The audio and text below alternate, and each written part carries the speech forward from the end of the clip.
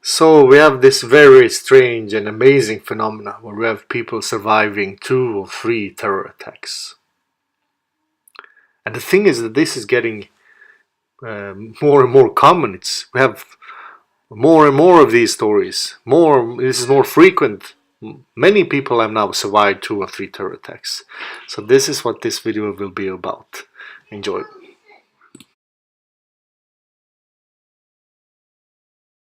Part 2 of our week-long Hopeful Holidays series and the story of an extraordinary young man. Mason Wells was at the Boston Marathon in 2013 cheering on his mom. He was in France when terrorists struck Paris. And then in a cruel twist of fate, 3 years later, he was in the airport in Brussels, Belgium, when 2 more bombs exploded. Here's his incredible story. Here's his incredible story. Here's his incredible story. I think I really just grew up in your normal white picket fence family. I have really amazing parents. I'm the oldest of 5 kids. For 21-year-old Mason Wells, it was an ideal childhood growing up in Utah, filled with many special moments. And at the age of 16, one of those moments came when he was allowed to travel to Boston with his parents to watch his mother run in the Boston Marathon. It was a huge event for her. It was something she'd been... Well, you know, for what I understand, we're about 10, 15 meters close to the bomb, and I have some burn marks. So what are the chances of that?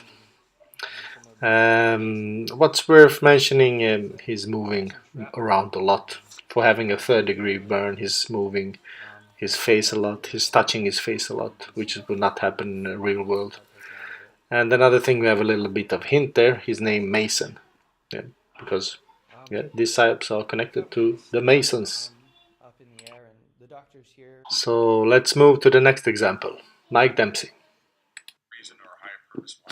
Mike Dempsey survived one terror attack. He never dreamed he'd face another. Never in my wildest dreams could have imagined this incident could have happened, but unfortunately it can happen anywhere, anytime. Dempsey was in the World Trade Center on 9/11. He escaped after the first plane hit, but was taken to the hospital after being trampled. The image of people running for their lives came rushing back Sunday at the Mandalay Bay, where he was staying with friends. The casino itself, indoors, was a mass hysteria. I hadn't seen panic like that in 16 years since I lived through 9/11. Dempsey, visiting from North Carolina, was outside by the pool when he says he heard what sounded like fireworks. Then, he says, all hell broke loose. Gunshots raining down.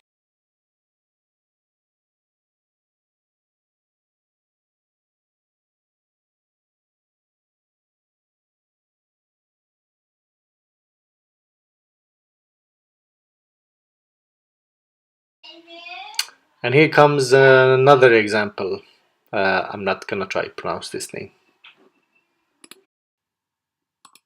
My name is Susan Orfanos. My son was Tel Orfanos. We lost him last night at the borderline shooting. My son was in Las Vegas with a lot of his friends and he came home.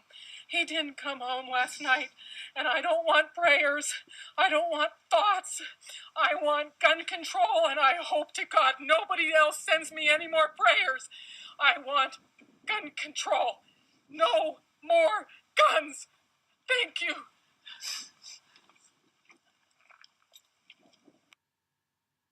No comment on that one. Let's continue with Julie Monaco, survivor of 3 terror attacks. I spoke earlier to a young woman. I think she sums up Australian attitudes. Julie Monaco is her name, 26-year-old woman, done the Aussie thing, toured the world, touring 3 months, caught up in this in Spain. It is the 3rd time in 3 months she's been caught in a terror attack. And thank God she's okay. But 3 times in 3 months, and now she says, no, I'm not coming home. They can get nicked. These thugs aren't going to stop me. I actually have to admit this is not the first incident I've been caught up with since I left Australia almost 3 months ago. This is the 3rd time. What were the others? So I was in lockdown on the tube the night of the London Bridge incident. And I was also in Paris the day the incident took place at Notre Dame. Goodness, mate. And you still want to travel the world? still want to travel the world. Maybe there's something wrong with me, but I'm still going. Well, God bless you. Good luck and please take care. So she was in the London attack, she was at some Paris shooting, and then she was at this van attack in Barcelona, La Rambla Street. But fortunately enough, she was not in Melbourne, she was not in her home city when the Melbourne attack took place. You know, the attack where we had the baby flying for 150 meters and surviving. She was thrown, according to her parents, 150 metres along Burke Street. To put that into context for you,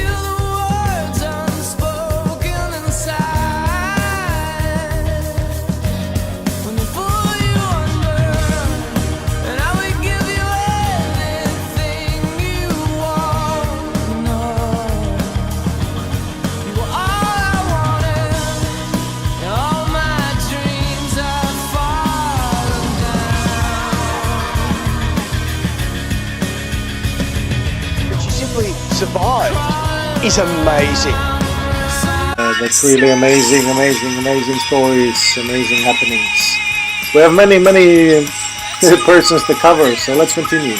Next one up is Matthew with the unknown surname, surviving the Bataclan attack, surviving the 9/11 attack. So have a look.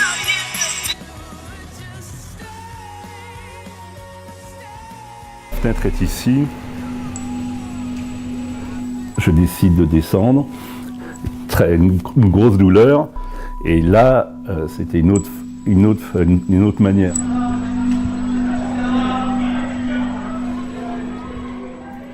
Et autour de plus de 21h30, je travaillais dans mon appartement. Il y avait la télé qui était en fond, parce que je voulais regarder un téléphone, que c'était grave, que je me suis rendu compte. J'étais avec mon téléphone et j'ai filmé.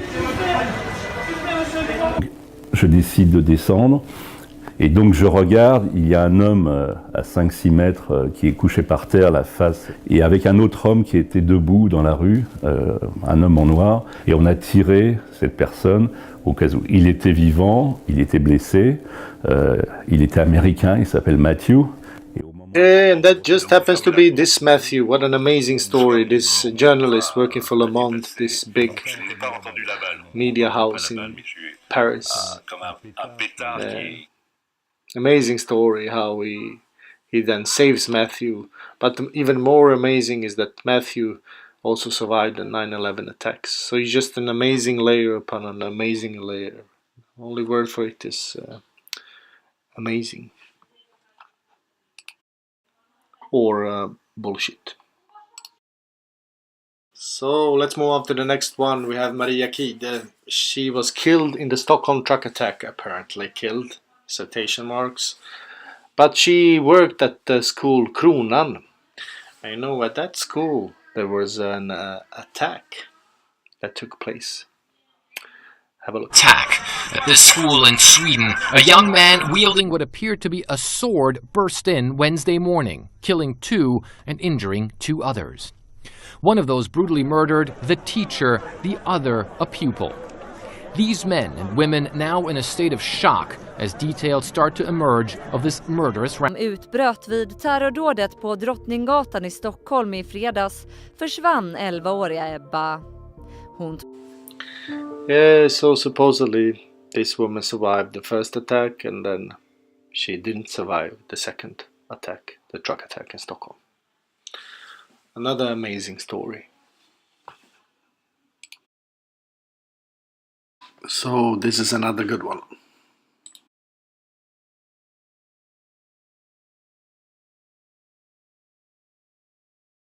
As per that poster there in Barcelona, this is unbelievable.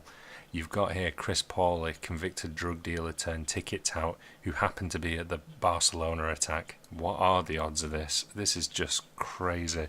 What a wild ride we're on where this sort of thing is just considered as coincidence and just by chance. It is unbelievable. Anyway, there we go. Thank you very much to the person who sent this through to me. You know who you are. Thanks again. And this is the last one.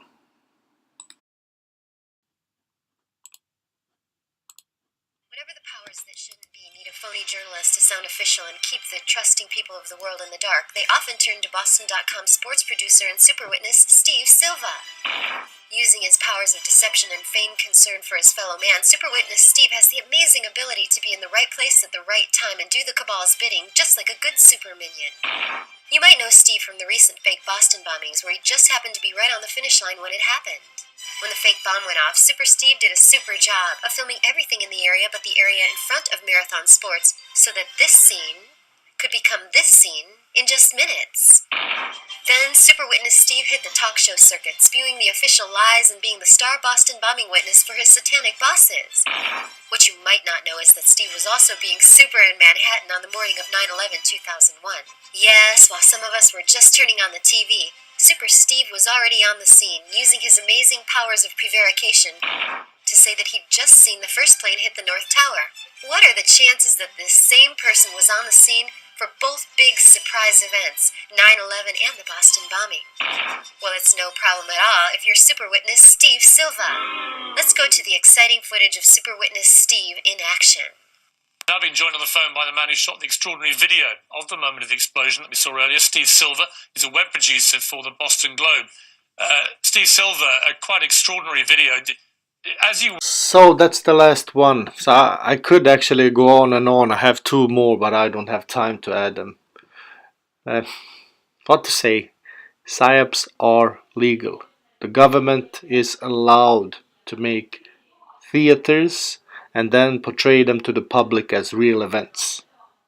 If you don't believe it, look it up. It's legal in the United States, it's legal in Europe. They are allowed to do it. And there's hundreds of thousands of people working with this. People do not know it. In the United States alone, it's hundreds and thousands of people. I think an estimate, what I've heard, is between 100,000 and 150,000 in the United States alone. People who work with these kinds of things. And every country has them.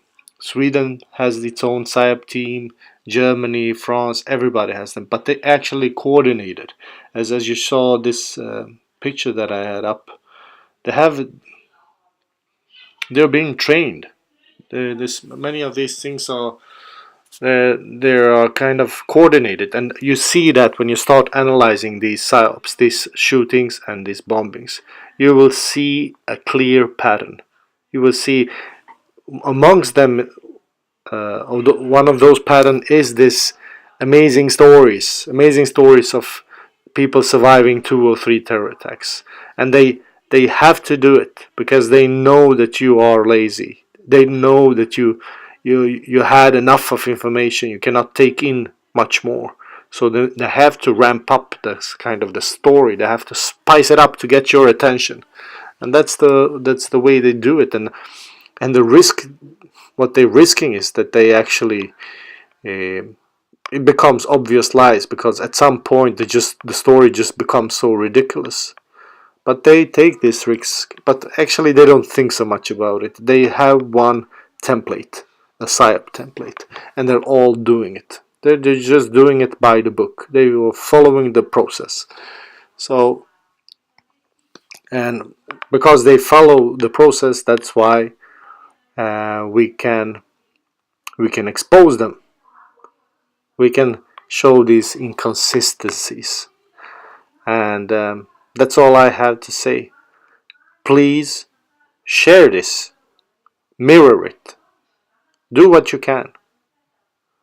This we need to stop this insanity, this mass confusion that they are assaulting the society with these legal PSYOPs. It's just going beyond what you even can imagine. The confusion and the result of this is just, it's not good.